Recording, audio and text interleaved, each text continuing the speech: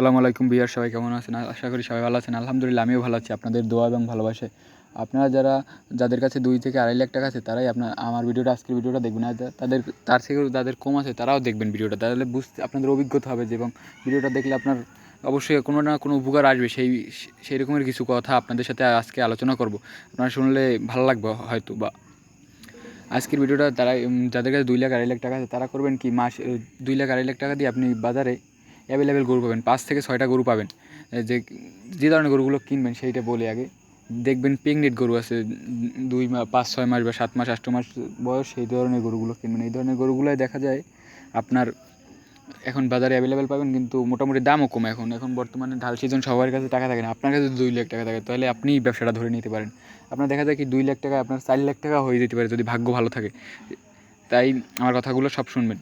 আপনারা 1 বিয়ান কি 2 বিয়ান দিয়েছে এই ধরনের গরুগুলো কিনবেন। বাজারে দেখবেন এখন অ্যাভেলেবেল আছে 1 বিয়ান 2 বিয়ান গরু, সেই গরু ভরন্ত টাকার ঠেকে আসছে, বাজারে বেচতে টাকা নাই।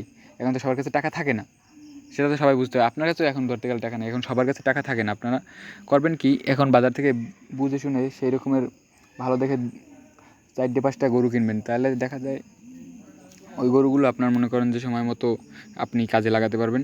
আপনার 2 লাখও লাভ হতে পারে আমার, যদি 4-5 মাস রাখেন। এই দেখেন আমার এক ভাই 5টা গরু কিনছে, একটা না 5টা গরু কিনছে, 500টা গরু ফলন প্রেগনেন্ট। আপনারা দেখতে পারবেন একটা গরু প্রায় বিয়ের সময় হয়ে গেছে, প্রায় আর 20-25 দিন লাগবে ধরেন বিয়েতে। আপনারা করবেন কি, এই গরুগুলো বিয়েতে দেবেন না। বিয়ে এলে দেখা যায় কি, এটা যদি গাভী বাচ্চা হয়ে যায়, তাই মনে করেন দামড়ি বাচ্চা হয়ে যায়, তাহলে আপনাদের বকনা বাচ্চা হয়ে গেলে আপনাদের লস। আপনারা ওই গরুটা বিয়ানের আগে ওলার নামে আসবে, সেই সময় বিয়ানের 1 দিন আগে বাজার নেবেন। দেখবেন পর্যাপ্ত পরিমাণ চড়া দামে আপনি গরুগুলো বেচতে পারবেন, কারণ দুধের কারণে মানুষ চড়া দাম দিয়ে আপনারা এই গরুগুলো কিনবে। তাই আপনারা আর চড়া দাম দিয়ে কিনলে দেখা যায় কি, আপনার একটা গরু কিনছেন 30,000 টাকা দিয়ে, ওই গরুটা দেখা যায় আপনার 60 থেকে 70 হাজার টাকা। তাহলে হইলো কি, দুই আর ওই মাস, আপনি 2 মাস কি 1 মাস গরুটা পারলেন, ওই গরুটা আপনার 2 মাসে 30 অর্ধেক টাকা ব্যবসা হলো। আর এখন মানুষ কিসের জন্য এই গরুগুলোকে বেচবে? এখনই ব্যবসাটা ধরার সময়। আপনারা যাদের কাছে টাকা আছে তারা যাদের কাছে টাকা কম তারা একটা কিনে আপনারা এই ব্যবসাটা ধরলে আপনাদের, আমি আশা করি আজকের কথাগুলো আপনাদের ভালো লাগবে। কেননা আমি যে কথাগুলো বলছি এগুলো সত্যি আসলে জেনুইন কথা। আপনারা যদি ব্যবসাটা বুঝে করতে পারেন, তাহলে আপনাদের এই গরু ব্যবসায় কোনো লস নাই, আপনি যদি নিজে খাটেন। আর আমি সেটা তো প্রত্যেক ভিডিওতেই বলি। আর গরু পালতে যে ঘাস লাগে সেরকমের না, শুধু শুকনো কুটো দিয়ে আপনি গরুগুলো পালতে পারবেন।